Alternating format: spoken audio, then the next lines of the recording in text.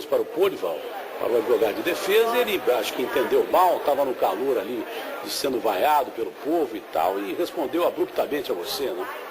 Na verdade, nessa reportagem que nós vimos até agora, não entrou a primeira pergunta, viu, Datena? A primeira pergunta foi da seguinte maneira: ninguém tinha perguntado sobre a liberação da Ana Carolina Oliveira. Por que essa liberação aconteceu? Porque veio um médico psiquiatra do Tribunal de Justiça aqui ontem pela manhã e disse para o juiz o seguinte: olha, ela não tem condição de ficar aqui. E se ela for fazer uma cariação, vai ter muita dificuldade. Aí eu perguntei, então, para o advogado de defesa: doutor, boa noite, tudo bem? Doutor, boa noite. Depois de 4 dias, a defesa ficou com dó de Ana Carolina, por isso a liberou. Aí ele deu a resposta inteira, deve ter dado uns 2 minutos aproximadamente. Aí ele disse o seguinte na resposta, resumindo: olha, eu conversei com os meus clientes e eles decidiram que tudo bem, ela poderia ir embora. Aí a minha réplica, vamos dizer assim: então, doutor, quer dizer que seus clientes são bonzinhos? Aí ele deu aquela resposta que nós já vimos. Doutor Faldman, com licença, ao vivo no Jornal da Band, o que contundente para os jurados, ficou claro? Ele coloca a forma que ele entende, que o laudo entendeu, como ela foi morta.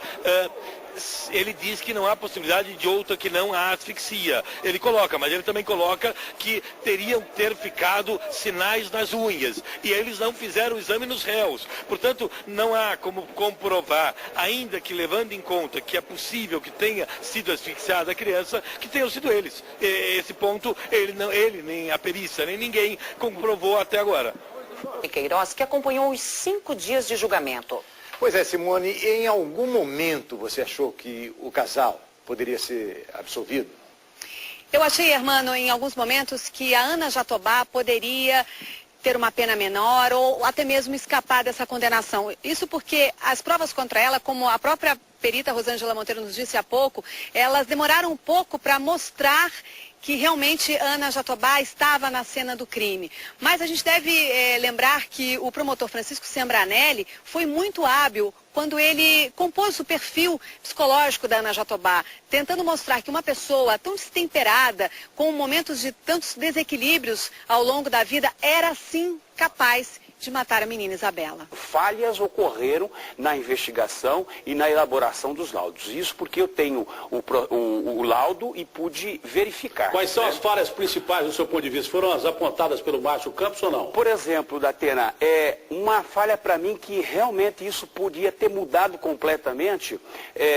Se nós temos uma mancha de sangue ou 2 manchas de sangue dentro do veículo, é onde possivelmente tenha iniciado a agressão, e a agressão se desencadeia a autoria. Então eu entendo que não é necessariamente dentro do apartamento, mas sobretudo dentro do automóvel, né? Porque o que a perícia fez? Ao invés de retirar os bancos dianteiros e os bancos traseiros para levá-los para a perícia, ou seja, para o laboratório e fazer uma checagem geral dentro dos bancos, não. Eles simplesmente recortaram aonde tinham 2 manchas e levaram tão somente aquele pedaço de tecido, o que pode ter tido outras manchas dentro do banco.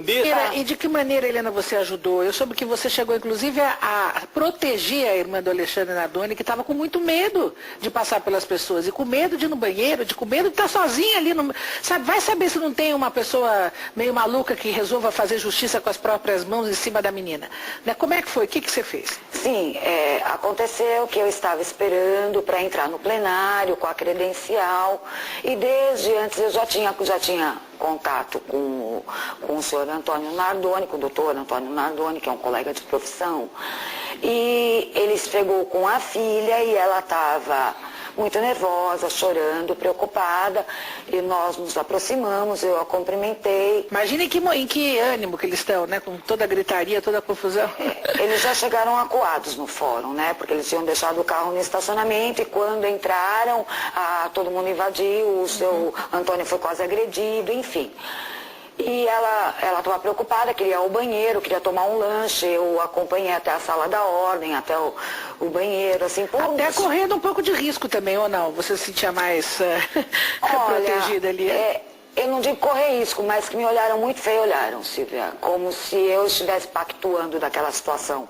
Mas não há de se esquecer que aquela família também sofre. Eu acho a Cristiane perdeu a sobrinha, a a dona Cida perdeu a neta, o seu Alexandre também, sabe? Não existem, estão todos numa situação terrível, que ninguém merece passar por isso. Todo mundo, todos eles. São 4. Vamos lá. Como é que você chama e o que você quer falar? Sandra Domingues. O jornalista Marcelo disse que nós estamos lá fazendo um circo. Na verdade, o circo está sendo feito aqui. Silvia, me desculpa, deixa eu falar. Não, deixa eu entender. Você fala o circo na frente do fórum. Ele disse que era um circo, a participação das pessoas lá fora. O circo, na verdade, está sendo feito aqui, não lá. Nós estamos acompanhando o caso Isabela há 2 anos. Nós não fomos para a porta do fórum para aparecer. Nós fomos prestar solidariedade à família Oliveira. E vamos até o final, porque nós estamos acompanhando o caso desde o início, participamos das manifestações, fizemos amizade com a família. Hoje a família Oliveira faz parte da nossa vida. E a vovó Rosa e a Ana Carolina estavam lá chorando, não é porque elas queriam comover o público, fazer cena. Elas estavam chorando porque a menina, a neta, a filha foi assassinada. Exatamente. Foi da mesma maneira. A dona Cida chorou hoje e disse que é o seu filho. Sim, é o seu filho. Só que na porta do edifício London, ela falou, eu quero os assassinos na minha mão. Eu quero os assassinos na minha mão. Depois que ela descobriu quem eram os assassinos, nunca mais se manifestou. Os convidados, mas antes o Marcelo Rezende tem uma palavrinha para dar para... Não, só quero dar boa tarde para todos e dizer que eu reitero o que eu disse. Eu acho que um ambiente de tribunal, ele tem que ser realmente circunspecto, ter tudo, tudo ficar distante, manifestações, o que for, para que não afete o ambiente do júri. Fundamentalmente, eu acredito, e eu peço desculpas se eu, por um acaso, fui indelicado, não me leve isso como uma coisa pessoal, mas sim como da mesma maneira que a senhora democraticamente tem direito a se manifestar, eu também, mas lhe peço desculpas de antemão, também tenho direito de reiterar de que não acredito que ali seja um ambiente para manifestação. Até porque a melhor manifestação que se poderia fazer naquele momento era um minuto de silêncio pela menina Isabela. Talvez o seu silêncio e a sua contemplação e a sua oração sejam mais fundamentais do que todo aquele estímulo na porta onde um se crucificou, o outro se jogou com churrasquinho, o outro pintou grafite e fizeram de um cenário de circo uma coisa que é de dor. Dor de uma nação, seja pela Isabela, pelo menino que a senhora representa e por qualquer outro.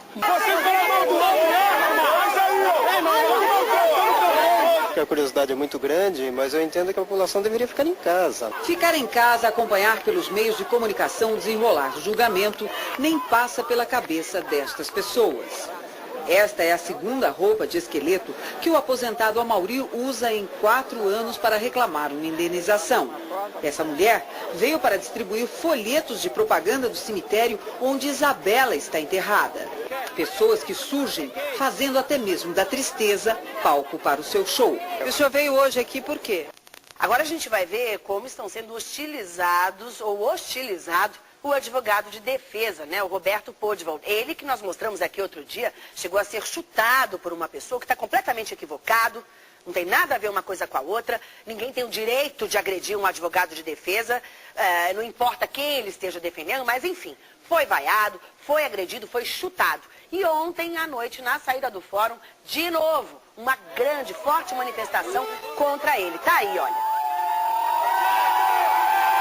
E eu fiquei isolada e sem saber de nada, que foi o processo da minha filha, a morte da minha filha, durante todos esses 2 anos. Achei uma maneira cruel, eu não poder acompanhar, não estar lá. Ana Carolina diz que difícil e doloroso foi reviver a tragédia e detalhes sobre a morte da filha. E pela primeira vez falou o que pensa sobre Alexandre Nardoni. É cruel, é triste, é deprimente você estar frente a frente com a pessoa que, ao invés de zelar pela integridade dela, eu deixei ela ir, eu entreguei ela para passar o final de semana com ele, viva, inteira, sem nenhum arranhão. E não foi isso que eu obtive naquela noite. Deixei ela ir, eu entreguei ela para passar o final de semana com ele, viva, inteira, sem nenhum arranhão. E não foi isso que eu obtive naquela noite.